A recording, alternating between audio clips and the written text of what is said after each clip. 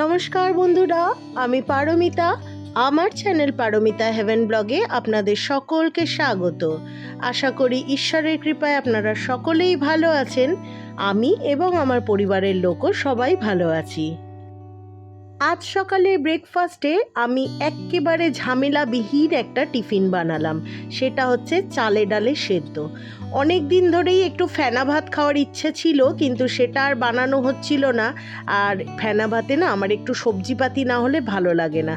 তো আজ সকালে আমি একটুখানি গোবিন্দভোগ চাল আর মসুর ডাল দিয়ে কিছুটা কাঁচা লঙ্কা নুন দিয়ে সেদ্ধ বসিয়ে দিয়েছিলাম, আর একটু কাঁচা তেল দিয়েছিলাম। কাঁচা সর্ষের তেলের গন্ধটা না এই ধরনের সেদ্ধতে খুব ভালো লাগে। আর সবাইকে যখন সার্ভ করেছি তখন ওই গরম গরম খাবারের মধ্যে একটু ঘি দিয়ে দিয়েছিলাম। ব্যাস, খাবারটা একেবারে অমৃত হয়ে গেছে। আমার ছেলে মেয়ে তো খেয়েই আমাকে সার্টিফিকেট দিয়ে দিল যে দারুণ খেতে হয়েছে মিমি। আর আমার হাজব্যান্ডের খাবারটা প্যাক করে দিয়েছি। আজকে আমার ছেলে গেছে দোকানে ওর বাবার খাবারটা নিয়ে। গতকাল আমায় একজন জিজ্ঞাসা করেছিলেন যে আমার মেয়ে যেই স্কুলে পড়ে সেই স্কুল কোন বোর্ডকে অনুসরণ করে।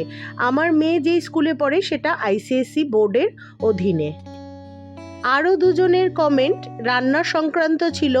একজন আমাকে জিজ্ঞাসা করেছিলেন যে বোয়াল মাছের পাতলা ঝোলে আমি কি মশলা দিই। বোয়াল মাছের পাতলা ঝোলে আমি বিশেষ কোনো মশলা দিই না, শুধুমাত্র একটু জিরের গুঁড়ো, লঙ্কার গুঁড়ো, হলুদের গুঁড়ো দিই, আর ফোড়নে দিই কালো জিরে, কাঁচা লঙ্কা। আরও একজন বলেছিলেন যে উপমাকে ওনারা ঝাল সুজি বলেন। ঠিকই বলেছেন, অনেক জায়গায় উপমাকে ঝাল সুজি বলে, ইভেন আমরাও বলি। কিন্তু উপমা কথাটা যখন ব্লগে দিচ্ছি তখন কথাটা যাতে শুনতে ভালো লাগে তাই আমি উপমাটা ইউজ করেছি। আমরাও ঝাল সুজি বলি। দুপুরের লাঞ্চে প্রিপারেশন শুরু করে দিয়েছি। আজকে বানাবো একটু উচ্ছে ভাজা আর একটুখানি চিকেন। ব্যাস, আর কিচ্ছু ঝামেলা করব না। আর মেন কথা কেউ খাওয়ারও নেই। যাক, উচ্ছে ভাজাটা হোক, আমি ওইদিকে একটু চা খেয়ে আসি। চা করাই ছিল, জাস্ট একটু গরম করে নেব।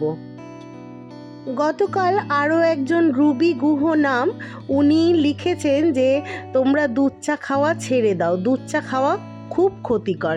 আপনি ঠিকই বলেছেন, সত্যিই দুধ চা খাওয়া ক্ষতিকর, কিন্তু একটা অভ্যাস হয়ে গেছে।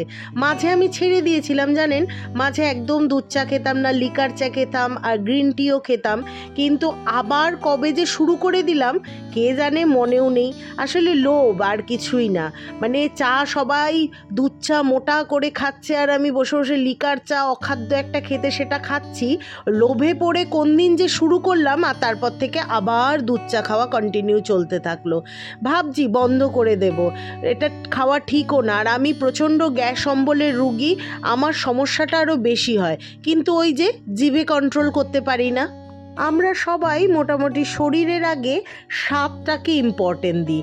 শরীরটা দেখি না যে আমাদের এটা খেলে আমাদের শরীরে কতটা ক্ষতি করে, আমরা আগে জিভের টেস্টটা উপলব্ধি করি। আগে তো খাই, খেয়ে মরবো, এই ধরনের একটা জঘন্য মানসিকতা আমাদের সবারই মোটামুটি বিল্ড আপ হয়ে গেছে। কথা বলতে বলতে এদিকে আমার পেঁয়াজ কাটাটাও হয়ে গিয়েছে। এরপর একটু আদা রসুন কেটে নেব, আর একটু আলুও কাটবো। মাংসটা বসাবো আর কি, আজকে চিকেন বানাবো। গতকাল আরও একজনের কমেন্ট আমার খুব পছন্দ হয়েছে, মানে আমি খুব খুশি হয়েছি। ওনার নাম রুবি গুহ। উনি কমেন্ট করেছে যে আমার রান্না দেখতে দেখতে ওনারও নাকি রান্নায় একটা দারুণ আগ্রহ এসছে। সত্যি আমি কথাটা শুনে খুব আনন্দ পেয়েছি। আমার ব্লগ দেখেও যদি কেউ একটুখানি মোটিভেট হয়, একটুখানি তার মধ্যে কিছু করার ইচ্ছা জাগে, এর থেকে ভালো আর কি হতে পারে বলুন তো? কিছু তো করছি, অন্তত কাউকে এনকারেজ তো করতে পারছি। মাংস কষানো হয়ে গিয়েছে, এবার একটু গরম জল করে এর মধ্যে দিয়ে দিলাম। কারণ আমি দেখেছি চিকেনে বা মাটনে একটু গরম জল যদি, ফুটনো গরম জল যদি দেওয়া যায় তাহলে মাংসটা খুব তুলতুলে নরম হয়। আর না হলে না, নর্মাল ঠান্ডা জল দিলে অনেক সময় মাংসটা শিটে মেরে যাওয়ার চান্স থাকে। সবাইকে একে একে খেতে দিয়ে দিয়েছি, আমিও খেয়ে নেব। এরপর যাব একটু বিশ্রাম নিতে। আবার দেখা হবে বিকেলে। গুড ইভিনিং বন্ধুরা। আজকে একটা অদ্ভুত জিনিস তোমাদের সাথে শেয়ার করি। হঠাৎ করে দুদিন আগে আমাদের একটা ফ্লিপকার্টের একটা, ফ্লিপকার্ট না, নর্মাল একটা আননোন কোনো কোরিয়ার থেকে এই জিনিসটা এসছে, এটার নাম হচ্ছে 24K লাক্সারি গোল্ড সিরাম। এটা এসছে আমার হাজবেন্ডের নামে। তো আমার হাজবেন্ড তো এটা ওটা সাইড থেকে নানান রকম জিনিস আনে, মানে ওর ওর কাজের সংক্রান্ত, ওর ব্যবসা সংক্রান্ত জিনিস আনে।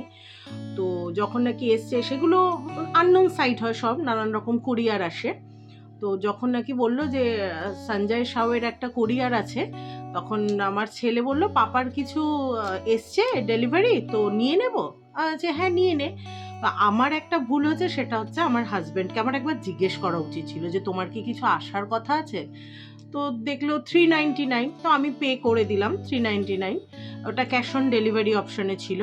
তো পে করার পরে আমি বলছি খুলে দেখতো কি আছে, এতটুকু একটা ছোট্ট বক্সের মধ্যে এসছে। আমি বলছি কি আছে এর মধ্যে দেখতো। তো আমার ছেলে খুলে বলছে মিমি একটা 24K গোল্ড সিরাম আছে। আমি বলছি 24K গোল্ড সিরাম, তোর পাপা আবার বিউটি প্রোডাক্ট কবে থেকে আনা শুরু করলো? মানে জাস্ট আমি অবাক যে আমার হাজবেন্ড বিউটি প্রোডাক্ট কেন আনলো। এর আগে পারফিউম এনেছিল, সে তো আমার জন্য এনেছিল, আমি তো এই ব্যাপারে কিছু বলিও নি। কারণ আমাকে মুখটা একটু মুছে, তারপরে আমাকে বলছে, আমি ফোন করেছিলাম, বলছি তুমি কি এরকম কিছু আনতে দিয়েছো? বলে না তো। তোমার তো এরকম একটা এসছে। মানে কিরকম স্ক্যাম চিন্তা করুন।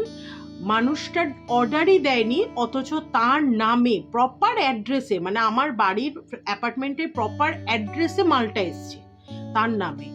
আর যার জন্য আমরা কোনো ডাউট করিনি, নিয়ে নিয়েছি। কিন্তু ও বলছে না না, আমি এরকম জিনিস আমি কেন আনতে দেবো? আর আনতে দিলেও আমি তো তোমাদের কাছে বলে দিই যে আমার একটা ডেলিভারি আসবে, সেটা রিসিপ্ট করে নিও। তা আমি বললাম ঠিক আছে। তো যাই হোক, এবার তো ভয়ে এটা মাখতেও পারছি না। আমি বললাম, আমার ছেলেকে বললাম লিও দেখ তো এটা অনলাইনে সার্চ করে কি দাম আছে। তো ফ্লিপকার্টে সার্চ করলো, এটার দাম আছে কোথাও 200 সামথিং, আবার কোথাও 199 এরকম দাম আছে, আপনারাও দেখলে দেখতে পারেন। কিন্তু সেটা রীতিমতো ডবল দামে আমাকে চিপকে গেল 399-এ। সেটাও বড় কথা না, যাই হোক হয়ে গেছে। একবার শিক্ষারও দরকার ছিল, শিক্ষা পেয়ে গেছি। আর ওকে না জিজ্ঞেস করে ওর কোনো ডেলিভারি আমি নেব না অন্তত। আর আমার ছেলে কিছু আসে তো আমার ছেলে আমাকে আগেই ইনফর্ম করে দেয়, মিমি আমার এটা আসবে, তুমি একটু নিয়ে নিও। আর আমার ছেলে আগেই মানে প্রিপেমেন্ট করে দেয় আর কি, প্রিপেমেন্ট যেটা বলে সেটা করে দেয়। আমি আর আমার হাজবেন্ডই একমাত্র ক্যাশ অন ডেলিভারি বেশিরভাগ নিই। তো যাই হোক আর নেব না। কিন্তু এটা মুশকিল হচ্ছে, এটার প্যাকেজিংটা এত জঘন্য, এটার কোনো বক্স ছিল না। এটা একটা ওই র্যাপের মধ্যে করে পেঁচিয়ে এসেছিল। এটা মাখতেও টেনশন হচ্ছে যে মেখে মুখে না কিছু বেরিয়ে যায় গোটাগুটি।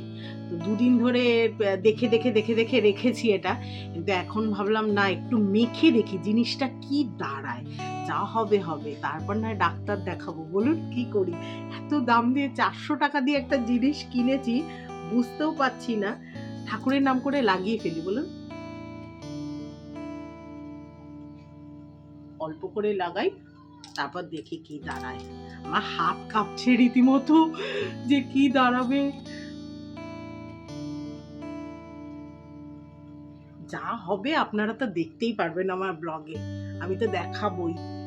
কেমন একটা মাস্টার্ড অয়েল গন্ধ, কেমন একটা আচার আচার গন্ধটাও ভালো না। দেখে তো নিলাম, দেখা যাক কি হয়, যা হবে দেখা যাবে। এমনি আমার স্কিনে ঠাকুরের ইচ্ছায় বলতে নেই একটু প্রবলেম কম, মানে আমার স্কিনে একটু প্রবলেম কমই হয়, মানে গোটা গাটি এইসব সমস্যা একটু কম, টাচুট। কিন্তু এখন জানি না এটা মাখার পর কি দাঁড়াবে। মেখে নিলাম, ইচিং তো হচ্ছে না, মানে কোনো চুলকানি এসব তো হচ্ছে না, জ্বালা পোড়াও করছে না। দেখা যাক হ্যাঁ কি এফেক্ট হয়, তারপর আমি আপনাদের কাছে জানাবো। ঠিক আছে, একটা অনেস্ট রিভিউ দেব। পার্সেল আসলো আর সেটা রিসিভ করে কি পরিণতি হলো, একটা অনেস্ট রিভিউ দেব। আজ আবার টেডি ডে দেখে আমার মেয়ে আমার জন্য আর আমার হাজবেন্ডের জন্য মানে ওর পাপার জন্য দুটো এনভেলপ বানিয়েছে। আমাদের হাতে দিয়ে বলছে এটা কাটো, এর ভেতরে তোমাদের জন্য কিছু জিনিস আছে। তো তাতে দেখলাম বেশ সুন্দর নানান রকম নোট আছে আমাদের জন্য। হ্যাঁ, টেডি ডের উইশ করে নোট আছে।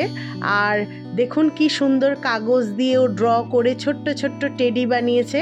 আমার পছন্দের রং ইয়েলো বলে আমার জন্য ইয়েলো টেডি, আর ওর পাপার পছন্দের রং গ্রিন বলে ওর পাপার জন্য গ্রিন টেডি। অবশ্য জিজ্ঞেস করেছে আমাদের দুজনকে তোমাদের ফেভারিট কালার কি, তখন বুঝতে পারিনি। তারপর দেখলাম ওই টেডি বিয়ারগুলো বানিয়েছে। আজ তাহলে ব্লগটা এখানেই শেষ করলাম। আবার দেখা হবে আগামীকাল একটি নতুন ব্লগ নিয়ে। আজকের ব্লগে যদি আপনাদের কিচ্ছু ভালো লেগে থাকে তাহলে প্লিজ একটা লাইক কমেন্ট করবেন। আর যদি চান আমার চ্যানেলের পাশে থাকতে তাহলে অবশ্যই আমার চ্যানেলটিকে একটা সাবস্ক্রাইব করে দেবেন। আর যারা অলরেডি এটা করেছেন তাদের জানাই অসংখ্য ধন্যবাদ। বেল আইকনটা প্রেস করতে ভুলবেন না, নেক্সট ব্লগ আপলোড হলে আপনাদের কাছে প্রথম নোটিফিকেশন যাবে। ভালো থাকবেন, পরিবারের সকলকে ভালো রাখবেন। টাটা।